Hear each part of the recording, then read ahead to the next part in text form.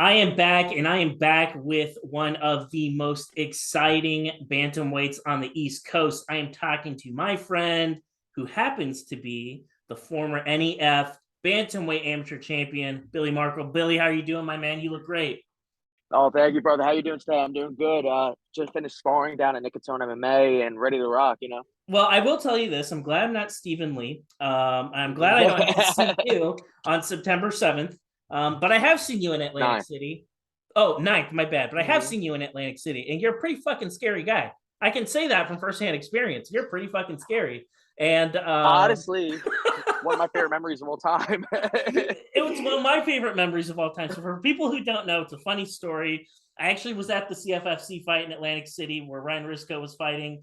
I wanted to see Ryan fight and a bunch of other people. I'm walking through the casino at the Hard Rock in Atlantic City. I bump into this guy, and I just like mean mug him just to be like a dumbass for a second. And he doesn't recognize who I am at first. And like my life flashed before me, and I was like, oh, Billy, you better fucking recognize me because they might have to like peel me off this parking lot. I might get nuked in this parking lot, but thankfully you did. Right before you about to whip my ass, you it all came to fruition. I want to let everyone know Tyler is taller than he looks than the desk shows. All right, because wholeheartedly, I'm not a tall guy. 5'7" on a good day. 5'6" if I'm like just hanging on out. And Tyler's taller than me, and that's what heavily threw me off. I remember looking up at him, and I was like, "What is this man? Like, why is this man looking at me right now? Like, Why is this do I guy know mean you?" mugging me? Like, And I swear, like I ran into Ryan probably like 10 times the entire time I was there. I'm just walking around. I'm like, I'm getting a coffee, and he's like right in front of me in the coffee line. And I'm like, what don't you have to like fight and shit? Like, why are you like everywhere that I am? But I'm it's funny irresistible. because He was probably stalking me. oh, I get it. 100%. He was there for you. He wasn't there for the fight. He I heard know. Mom's basement was gonna be around, so he was like, "Gotta Hey, you fight. know Gotta go to what? AC." It's that charm. He got it done. And Mhm. speaking of getting things done, you got it done because shortly after our little meetup in Atlantic City, you went to New England, a place where they eat lobsters and do a bunch of hippie shit. You're that dirty guy from the Turnpike that like comes in and like brings that New Jersey. It's like, oh Jesus Christ, I need to take a shower when you say that name, Oh, right? You bring I that turnpike. 100% stood out there. You bring that turnpike It, funk it was with you, man. 100%. They were very nice. Like, I'm I sure they mean, were. very nice. Like, there's no way around it. They were Mm-hmm. very like hippie, very nice, and it Mm-hmm. threw me off so much. I'm like, can you not open the door for me? Like, can you not hold it for me? Like, it was like everyone was like trying to talk to me. I even said in my post fight interview where I was like, I'm like sucked out in the sauna cutting weight, and they're like offering to open the sauna door for me. They're like, "You need help up, bud?" They're like trying to offer me a hand, like random people in the sauna. I'm like, if I was in New Jersey, sucked out of sauna, they would be like, "Don't touch me, don't go near me, like don't even look at me right now." But yeah, I went up to New England. It was in Auburn, Maine. New England fought for NEF. I fought their former champ Philippe Gunther. We were both 4-1 as amateurs at the time, and had a 5-round decision against him, and came out with the belt. It was a good fight, unanimous decision victory. Kid Did was a dog. You know, he cut me early on oh in that's the a first. yeah I see it. He caught me with an up kick, and it was a big gash. The doc kept on trying to stop the fight, and I have to give full credit to my coach, Shorty Rock Santella. That man was a fucking doctor. Like, gauze all up my eye. Like, he stopped. I was leaking. You watched the fight. There was blood all over the canvas, all over Philippe, all over me, like just blood everywhere. And he just kept on like the beginning of each round, making me look all pretty again. And then I was able to go out there and win the fight. Well, I'm sure it was a lot more difficult than that. Can you talk? I wanted to kind of key in on this experience because I know you're from New Jersey, and I know that you have a lot of experience fighting throughout your state and throughout that whole tri-state area. I know that that's your like Mm-hmm. stomping grounds. But you go over to New England this time. We're talking about like probably a day plus drive. That's probably like an 8 or 9 hour drive. That's not very close to where you are. Did Mm-hmm. you ever feel like you were being brought in like to be fed to this guy? Like, did you ever like get in the back of your mind like, oh yeah, like they think I'm like hard B side? Like, did you ever like think that? Like, Oh, did you know that going into it? 100%. I knew for a fact 100% because even like my coach Shorty Rock said before the fight, he was like, "You got to dominate the fight because there's no way they're going to give you a decision. You got to finish or at least dominate all 5 rounds because it's like if there's one close round, they're giving it to the other kid without a doubt." And especially because it was like I was an amateur fighter, they Mhm. flew us up the main, which it's only like it was a 2 hour fight, but still for them to pay for me as like a local New Jersey amateur to fly all the way up the main, I sold like 5 tickets. I did have a lot of people streaming online, but they Mhm. didn't know that was actually going to happen. Like I sold like 5 tickets to like my family that lives in like New England area. Sure. It's not like I'm a ticket seller up there. Like I'm a ticket seller down here, And but I not up wouldn't there, I wouldn't obviously. imagine they would expect that from you either to sell anything. Oh, for sure. And then the Philippe was like the champ. He was 4-0 for NEF at the time, and he had his one loss was for a different promotion. He went up a weight class to fight for another local like New England promotion, 145 Mhm. belt, and he lost a split decision.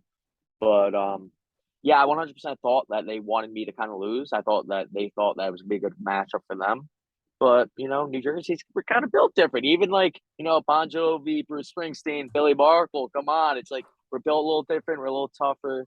And I can't take it away from Philippe though. Kid was tough. He kept coming. I kept on going. It was a 5 rounder, and I won all 5 rounds decisively. I like to believe, even besides the first round, I got cut. But after that, it was like completely just me dominating the fight, out grappling him.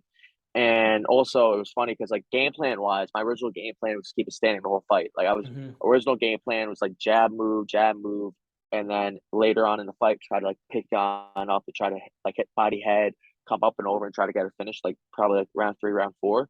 And another part of the game plan was because watching Philippe's footage, he comes out hot. He's a dog. Like he'll come out and be very aggressive right off the bat. And Philippe's a wrestler. He competes in jiu-jitsu. Um, I said that if he comes out hot, like I told Ryan right beforehand, back and like also leading up to the fight, if he comes out hot, I'm gonna take him down to give him something to worry about. Like, hey, like I can't just come in hot thinking like Mhm. he can't take me down, or if he does take me down, like Mhm. I'll be able to get back up or control the situation. I was like, if he comes out hot, I'm gonna take him down to give him something to worry about. And he came out hot through like a 3 piece, followed up with a good kick, and I just ran a double leg from there. Started ground and pounding a little bit. I came up too high, and that's when he called me with the up kick. And it was the end of the round. And then round 2, just like I was kind of forced to grapple from there on out Mhm. because of my cut. They kept on like the doc in between every round comes in looking at me. He's like, "You got hit one more time, we're stopping the fight. You got hit one more time, we're stopping the fight." So I just made a game plan that I'm not gonna get hit. I was jabbing, moving, jabbing, moving. He would overcommit, and I'd level change, got to take that down.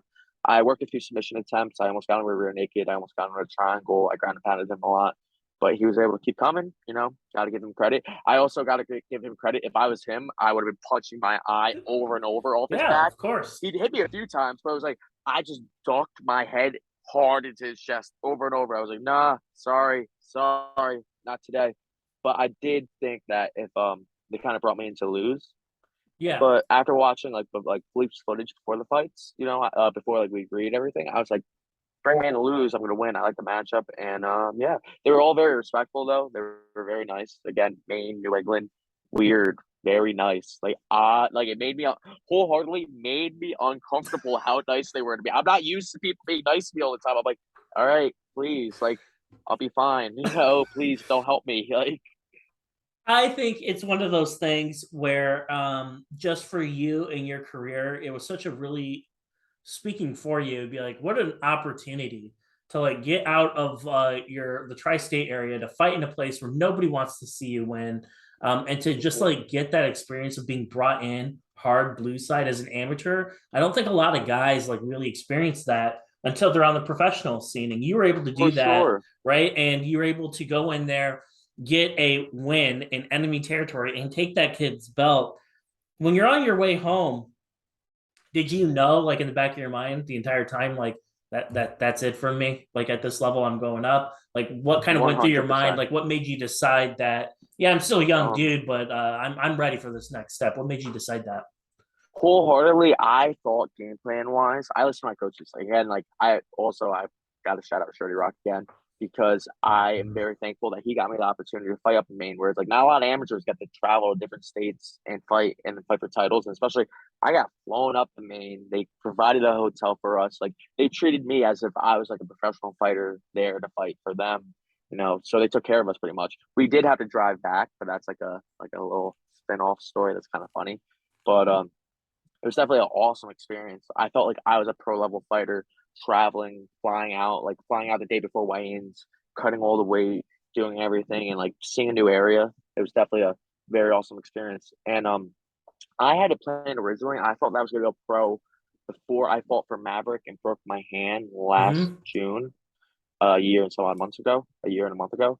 And when I broke my hand, Shorty was all like, let's test out your hand. Let's get you like one more fight and see how your hand feels. And I was supposed to fight this kid, Olivia Poisane from Canada. He's like the number one ranked 135er from Canada for Maverick back in March.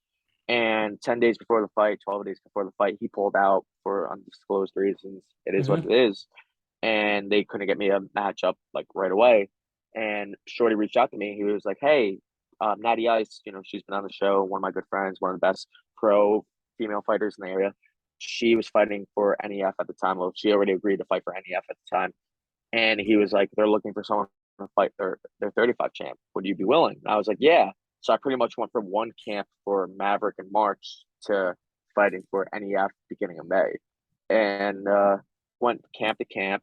And in my head at that point, I was like, after I beat this kid, no matter what, I'm going pro. Like it is what it is. Like I dedicate a lot of time to the sport. I'm in a gym at 6 a.m. every morning. I'm in a Mm-hmm. gym 6 a.m. to like 12 to 1 every day. I have like a 3 hour break and I'm back in the gym. I'm always teaching or training. And I always wanted an amateur title. Like Ryan, like Risco, he's like my brother. He's my best friend in the whole wide world. He had multiple amateur titles when he was amateur. And I remember being like a 17, 18-year-old kid, admiring him with his amateur belts. I think it's like the coolest thing in the whole wide world to have an amateur belt, which like, it's one small step. It's not the coolest thing ever. Like, it's funny. I wore the belt like through the airport, and then after that, I put it under like my TV shelf in my room, and it's just been sitting there ever since. I haven't touched it once. You But know what? I think it's one of those things though, because now you have something. You have a really important heirloom that is going to get passed down generations through your family. You're going to be an old dude and you're rocking chair, for sure. 80 some odd years old. That Mm-hmm. belt's going to be in your grandkids' room or something like that. And how cool is that For to have something like that, sure. man? Mm-hmm. Well, It's a cool thing to have, and it's definitely like I even think about it. 'Cause one day I want to open up a gym. I want to have my own like mixed martial arts academy, fitness, like me and Ryan open up something, and having like your belt to show your students one day. Like I won that belt that day mhm. against this opponent, and that belt that day, and this and that, and having stories to tell. And then also like when I'm older, give it to me like my kid, give it to my grandkid. Always having that for the rest of my life. Like I won the New Jersey Diamond Gloves back in 2014. I have that trophy, and that's one of my like. I will hold that trophy to the day I die. Like I'll give it to like my kid, my grandkids, but it's like it will be my family, and it'll always be somewhere that I know where it is until the day I die. Because I remember vividly, like leading up to the Diamond Gloves, like being a young 18-year-old kid and just like training and dedicating so much time to it. And it was like nothing I wanted in the world was more than winning that Diamond Gloves. Like it was nothing. It was like I Right. made a goal of mine to win it the year beforehand, and just made it a whole year just dedicating time to boxing and competing. And it was like something I wanted more than anything. And then once I won it, I was like, there's no way I will ever lose this thing. Is it kind of I don't know what the right word is, but I'll try to like put something that happened in my life kind of around it because maybe it's somewhat similar. So it's a stretch, but bear with me here. So I was in I got out of the Air Force in 2009. So from 2003 to 2009, I was it was like a 6 year thing. And in the course of those 6 years, there's like countless amounts of things that you have to do. There's countless amounts of things that you have to learn. Um, and then you get out though, and no one fucking cares. It's like, Mm-hmm. wow, shit. Like I have to like redefine almost in a way like who I am because nobody cares how many stripes are on my sleeve. Nobody Mm-hmm. cares about all the ribbons I had, all the awards I had. It's like, yeah, that's great, but we're not in the military anymore. Mm-hmm. You're not an amateur fighter anymore. Like your titles, your Mm-hmm. record, all that shit's gone. And it's like, you're an 0-0 fighter again, man. And that's got to be kind 100. of like cool, I guess, in a way, but also kind of like not so cool. Like, how do you feel about something like that? I think I've always done a good job with fights where it's like I don't like think big picture a lot of the time, but I always think like I live very day to day and I live very fight to fight. Where it's like I don't think too much about the past. I don't think too much about the future. I just think about what's my next goal. Like my next goal is to win September 9th against Stephen Lee for rank combat. So it's like even when I won the NEF belt, like it was like once that following week was like after I won, like I ride the high for like a few days to a week. After that following week was done, like I said, I kind of put the belt under my little TV shelf. And in my head, I was like, all right, let's shoot pro debut August, September. And like that became my next goal. I'm very like goal oriented day to day. It is kind of funny where it's like I just want a belt and now I'm going Mhm. pro because a lot of people that like loosely follow my career or like that aren't in like that MMA community, like friends and family that like follow and support me. A lot of them are like, "Are you defending your belt?" I'm like, it doesn't work that way. Yeah, Like I'm a yeah. professional now. Like it's a different promotion. They're like, why aren't you defending your belt? I'm like, it just doesn't work that way. Maybe I'll go back up to NEF and fight for them as a pro one day, which I Right. would. They treated me very well. I got to if any fighter is thinking about fighting for NEF, I highly recommend it. But it just doesn't work that way. And it's funny because they're like, you gotta defend your belt. I'm like, not gonna Not, happen. yeah, it's not happening. Yeah, it's like I don't watch any other sport, but it's like you shit, I'm such a retard. The name of the college football championship, what is that called? Do you know? See, I I don't know, but like NCAA. I don't watch. I've never been to a professional sporting event that wasn't a fight. really? Never. Me and Ryan were just talking about it because Ryan growing up was a big Giants fan, like went to Okay. like a lot of like football games. I've never been to a professional football game, professional basketball game, professional baseball game, no pro sports I besides would fights. recommend a pro hockey game though. I would recommend that. Hockey is fun, dude. I'm telling you, hockey is Not what I fun. thought you were gonna say. No, I'm Everyone saying always tells me that I got to go to like a football game and like tailgate, do the whole nine. Which in between fights, I love food. I love food. So like a tailgate, people grilling up food, I could probably get down with that. But like baseball, you would never catch no, me. fuck Like that. you would It's catch too me dead boring, at a dude. I baseball don't have game. time Yeah. for that. It's too boring. Hmm. And football's kind of actually it's pretty boring. It's a lot of standing around, and I don't A like lot it. of waiting. Hmm. Yeah, Hmm. hockey, it's not like that. Every seat's a good seat. I would say Hmm. go to a hockey game, have a good time. But I'm just trying to like put all these things together. Like you're talking about telling your people like it's like being a college hockey player. Like you win whatever the trophy is in the NCAA, but then you get drafted Hmm. by like the Devils or the Rangers or Yeah. something like that. It's like, well, you can't go back and like defend your Yeah. college trophy. It's just like that for Hmm. you. It's like Hmm. 100%. I'm up another level now, guys. Like it's Hmm. not possible to go back. I can't. Even if I wanted to, I I can't. literally can't. Yeah, Hmm. it's gone now. And in one way, it's got to be kind of cool because it's like that one L I took all those years ago, that's gone now. Like that's Hmm. completely gone. I'm a new man now and I'm so much better than that. So it's got to be kind of Hmm. like a nice reset in a way too because it's like you're For perfect, sure. dude. You're perfect Yeah, right I'm now. 0-0. I'm a 0-0 fighter again. I haven't been an 0-0 fighter in years, but it's definitely a cool reset, and it's definitely like wholeheartedly. It's like especially because I had a few advanced amateur fights. I had three, so I was fighting like pro rules as an amateur, pretty much like the closest thing to like pro rules, like no elbows, pretty much. I'm not. I don't feel very like different.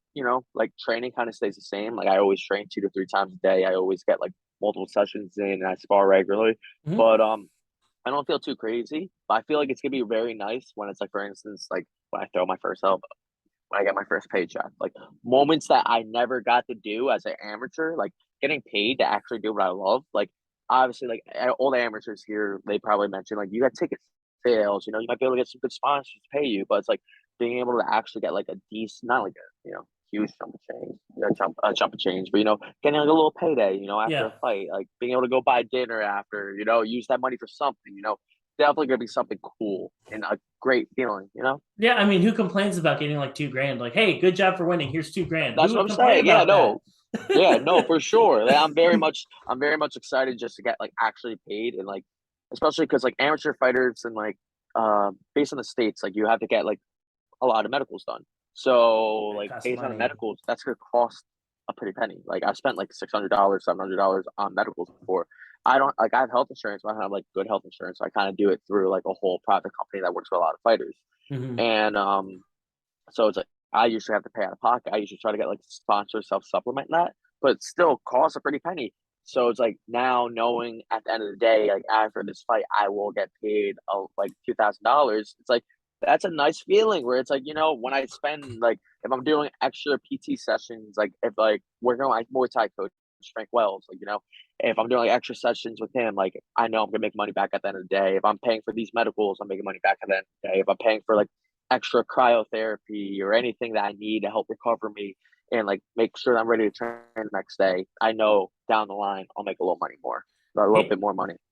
It's well deserved because you put in your time, you put in your dues, and this is a sport where you have been a part of it for so many years now. I am sure I could be like, Billy, I'll give you $1,000,000 if you can name all the people that have come and gone since you started, and I guarantee you couldn't do it. I guarantee you couldn't. And you're one of the few that have like stuck with it. And I'm sure there are times where it was really hard, and I'm sure there are multiple times, right? Because we're human beings, right? It's like, fuck, man, is this worth it? At the end of the day, I'm getting like freaking, I'm sacrificing so much. I'm putting myself through so much. Like, what is my why? And you're gonna get tested, and you're gonna get found out if you're not serious about this. Like, if you don't have the heart for it, like, and if you can't like rapid fire off why you're still doing this, you're not going to make it in this sport. And I'm sure you've seen a lot of really talented people leave because of just how difficult it is to stick around. For sure. It's funny talking like there's always like I've been in like Streets of Combat Academy in Centerville, New Jersey. I've been there since I was 12 years old, 13. And it's funny talking to like young kids from there now, like young 18, 19-year-old kids that are like amateur fighters now. And like me and Ryan telling stories about like fights from a few years ago, from like 8 years ago, and like fighters that like fought on the same night as us, we were training with. And a lot of them are always like, oh, what happened to this one? What happened to that one? And I'm always like, hard sport, hard life, you know, like no disrespect to them. It's just like it's hard to commit a whole lifestyle to this. And it's like I take a lot of sacrifices in like my personal life. I make a lot of sacrifices in my financial life and my timing and everything where it's like I don't see my like friends and family as much as they would like to see me for sure. I don't like get out often. Like it's funny, like in between fights, like one of my good friends always says, he's like, are you actually gonna let me take you out for once? Like let me take you out. Like we'll go out to like one of the shore bars and do this and that. I'd like for instance, like, do you know DJs down the shore, New Jersey is like one of the most like popular Jersey Shore bars. It's like a lot of like kids from 21 to like 30 go there. It's like the most popular DJ's famous Jersey Shore bar. I've never taken a step inside that bar. Wow. Ever. Yeah. Well, we have something Never. in common. I don't even think they'd let me in. But it's always funny when I tell people because they're like, oh, you're like a 25-year-old kid. Like you've definitely been to DJs. I'm like, never. I've been like, there's like all the other shore bars. Like never really been really. I don't go out really. Like I don't go partying. I kind of dedicate a lot of my time just so watching fights, being around fighters. Like I roll with a group of friends and family that like kind of support me and support my career, and I don't really sway one way out of it. I kind of just stay towards my goal. Interesting, isn't it though? Because like you see everyone else with like, I'm not saying like what I do is better or different or cool. I'm not insinuating that at all, but it's like, hey, did you watch the Super Bowl? And I'm like, no, I was actually like getting ready for like shows and stuff. Like I was looking at lights and stuff I wanted to buy. Like I was getting ready for shit, or it's like, no, I wasn't actually doing shit. I was playing PlayStation because I needed a break from all this shit for a while. For sure. Right. So it's like, it's just weird. Like people are like, oh, it's football season. Are you excited? I'm like, I didn't even know it wasn't even here.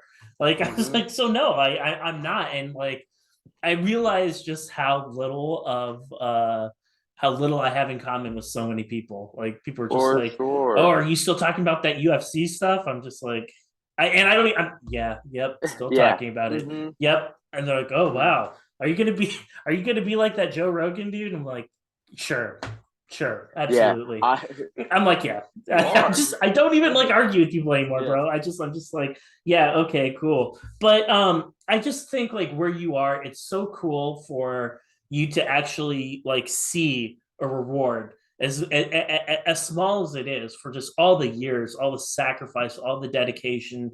Um, and now we're here, and you have an opportunity to fight a very good opponent. His name is Stephen Lee. We talked a little bit about that. You're fighting him in early September. I know him from coaching. I've seen him as a Mm-hmm. coach. I must confess, I don't really know a whole lot about him as a fighter. Do you have any sort of like initial takeaways from Lee? Like, what makes him a challenging fighter for you going into this fight? I think he definitely has a high fight IQ, and he coaches a lot. Like people have seen him cornering like Aljo. He's cornered like other high level pro fighters from Serra Longo, and I think he's like he's a mixed martial artist. I wouldn't say Mhm. he's like one way or another. I've seen some footage of him. I don't watch like a lot of footage in general, but I've seen some footage of him where he's like more of a kickboxer, throwing a lot of kicks, going crazy with it. I've also seen footage where he's just trying to play jiu-jitsu a little bit more. So I think he's more of a mixed martial artist, and everyone kind of knows him a little bit more as a coach. Like to be honest, I feel like he coaches a lot, and I think it's a good fight for me. I think it's a good matchup. I think we're gonna go out there. It's gonna be a 3 rounder. You know, hopefully, I'm trying to get a finish like mid end of second round.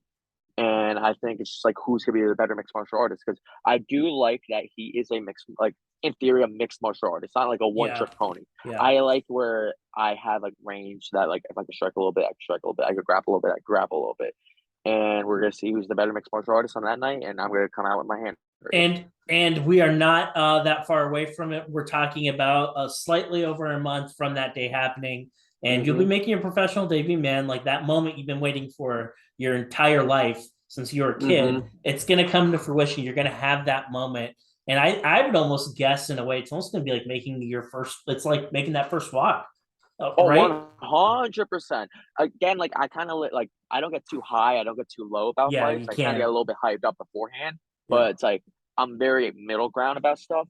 But I'm definitely very excited to say, just in general, like after a fight, now I'm a professional athlete. Like I've Mhm. dedicated my life to the sport, and I'm from a little small local town called Spotswood, New Jersey. Like last time I was on, I talked about it before. It's literally a square mile. My graduating class was like 120 some odd kids, 130 some odd kids. And it's cool to say that I'm a professional fighter from a small town and I never had anything given to me. I always had to work, I always had to grind. I am the example that like I got finished my first amateur fight. I got submitted in the third round. I took a little bit of time off and to regroup and then now I've been on a run and now I'm about to be a professional athlete, get paid for this. And I like this has been my dream since I was a kid, you know? And I even That's said that in what's like a so post. cool. That's what's so cool Mm-hmm. about you because like one of the things that I would always tell, and I that's why I hope like if you're a young amateur fighter, I hope you're watching this because you don't have to like you're a good example of somebody that you don't have to go to freaking American Top Team to be a good fighter. Like you don't Mm-hmm. have to go to MMA Academy or MMA Lab Mm-hmm. or Alpha Male. And I'm not trying to throw shade at those places. I'm not suggesting they're shitty gyms because they're big and popular. I'm not saying that. I'm just simply trying to say that like that's not the only route that you can take. You could stay where you are. You could be in a small gym, you could Mm-hmm. be in your family gym. I've heard people who've worked out of their family gym before, For and they're sure. crushing it. Mm-hmm. There are a lot of ways to succeed in this game, and going to the big gyms aren't necessarily your only pathway. If you have a dream and a hustle, you'll make anything a reality. Like I truthfully believe that. Like if there's a will, there's a way. If you just want it and you work hard enough, you will make it reality if you stay the path. You know, it's gonna have some bumps in the road, but if you stay the path, especially that's one thing that I kind of love about mixed martial arts, where it's a very forgiving sport. Like we see so many champs, like Glover. Glover was just a champ. Up downs. Brandon Moreno fighting tonight. Got cut by the UFC, comes back, becomes a champ. Like Charlie Olives went on a huge losing, and now champ. It's a very forgiving sport compared to like boxing, where boxing is a very not forgiving sport. It's like you Right, lose 2 or 3 times, you're never gonna get another title shot. Like right. you lose 2 or 3 times, you have to win 12 fights, like 12 actual fights, and it's like you're gonna get the hardest matchups every single time because they're gonna use you to try to like hype up someone else. And Absolutely. if there's a will, like I started training at Shooter Combat Academy when I was like 13 years old. The gym is to this day 4 miles from my house, and I'm involved in that. Like I train there, I teach there. I've been there since I was a lad, I like transitioned a little bit more training over to Nicotone MMA about 2.5 years ago. And it's still like I do both. I train at both, both local gyms, both just hardworking blue collar fighters that we all just try to like help each other and grind and get better. And I think that's so cool. And I hope that there are people that can like take notice of your career because you're a very approachable guy, pretty laid back, but like a hard worker and somebody who's had to like grind for absolutely everything. That's what this sport's all about. And the people that I think achieve the most success in this game are people like you, people who haven't had anything given to them, people who may have been overlooked because you didn't fight at a cool enough gym or something like that. And it's like, okay, that's fine. Yeah, go ahead and overlook me, but that's not none of that shit matters once we're in the cage together, man. Doesn't matter which gym I go to. The only thing that matters is who's gonna win, and it ain't gonna be you. So I think that's what's so exciting. You're fighting Stephen Lee, and I know just with that right around the corner, that's something I know that you're amped up for.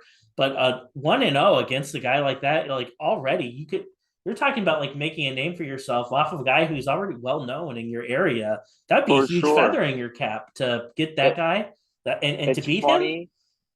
It's funny because I don't have TikTok. I'm not a TikToker. I'm not very hip with things like that. But kids from my gym are always like, I see him on TikTok because he's on Aljamain's podcast a lot. And I guess Aljamain's podcast, if you follow like MMA TikTok, he's on there frequently and it pops up if you follow MMA podcasts, MMA stuff on TikTok. And he's like, you're fighting the kid from Aljo's TikTok, this and that. I'm like, yeah, he has a big name, I guess. And yeah, I'm fighting Stephen Lee. I'm very excited. I really think it's gonna just be like my time.